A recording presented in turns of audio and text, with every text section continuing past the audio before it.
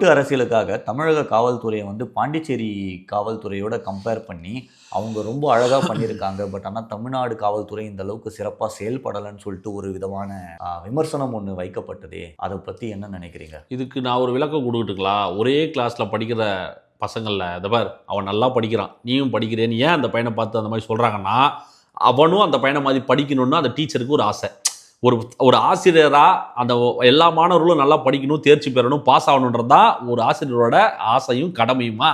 ஏன் அடிக்கிறாங்க? தருதலை, நீ ஒழுங்காக இருக்கிறியா பார், அந்த பையன் ஃபஸ்ட் ரேங்க் எடுத்துட்டான், நீ ஏன் எடுக்க மாட்டேற? ஏன்னா அவனை திட்டணுன்றது அந்த ஆசிரியரோட மோட்டிவா கிடையாது. ஏன்னா அவனை பார்த்தாவது இவன் நல்லா படிச்சிட மாட்டானா, வாழ்க்கையில் முன்னேறிட மாட்டானான்றது தான் ஒரு ஆசிரியரோட ஒரு நோக்கமாக இருக்கும். அந்த மாதிரி தான் சொந்த மாநிலத்தில் தான் மக்களை சந்திக்கிறதுக்கே வந்து ப்ராப்பரான அனுமதி இல்லை, நாங்கள் கேட்குற இடத்த கொடுக்கறது இல்லை.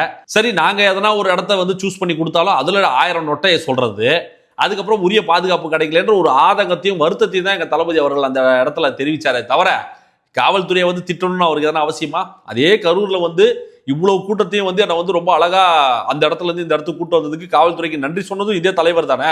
சரின்னா சரி, தவறுனா தவறுன்றதை வந்து தயங்காம நெத்தி போட்டில் அடிக்கிறவர் தான் எங்கள் தளபதி.